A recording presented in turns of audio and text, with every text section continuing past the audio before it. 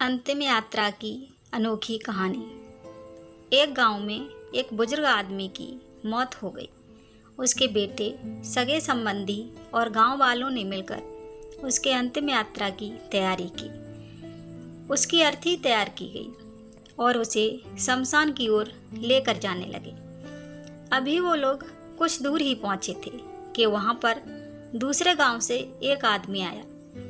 उसने उस अर्थी को लेकर जा रहे 4 आदमियों में से एक का पैर पकड़ लिया और सबसे कहने लगा कि ये आदमी जो मर चुका है, उसने मुझसे 20 लाख रुपए उधार लिए थे और जब तक मुझे पैसे वापस नहीं मिल जाते, मैं अर्थी को आगे नहीं जाने दूंगा।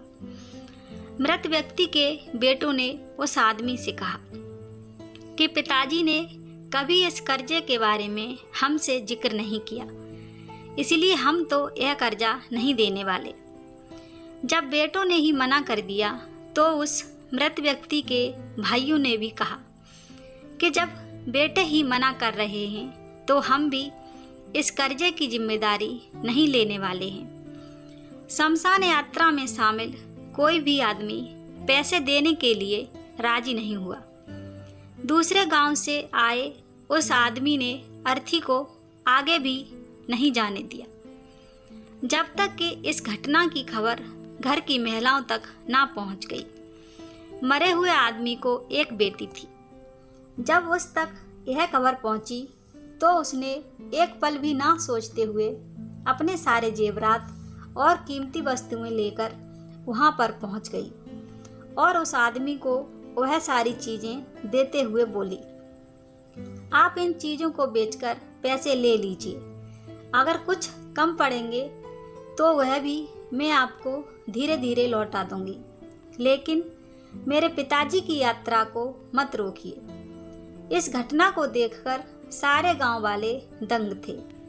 तभी वह आदमी जो कर्जे की मांग कर रहा था, वह बोला कि दरअसल मुझे 20 लाख रुपए लेने नहीं थे, बल्कि मैंने इस आदमी से कभी लिए थे जो मैं आज लौटाने आया था, लेकिन मुझे पता नहीं था कि इसका असली हकदार कौन है, इसलिए मैंने यह सारा नाटक रचाया।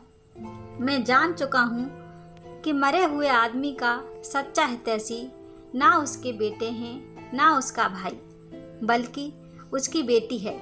इसीलिए यह सारे पैसे मैं उसके हवाले करता हूँ और अपने कर्जे से मुक्त होता हूँ। थोड़ी ही देर में जो घटना घटित हो चुकी थी, उससे बेटों के, भाइयों के और बाकी रिश्तेदारों के सर शर्म से झुक गए। इसीलिए हमेशा दुआ करना कि हर किसी को एक बेटी जरूर हो, क्योंकि बाकी सब तो माता पिता की दौलत को अपना समझते हैं, लेकिन बेटियां माँ बाप को ही अपनी दौलत समझती हैं। उम्मीद करती हूँ आपको मेरी ये कहानी पसंद आई होगी।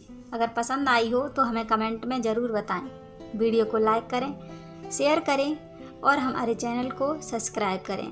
कहानी सुनने के लिए बहुत बहुत धन्यवाद।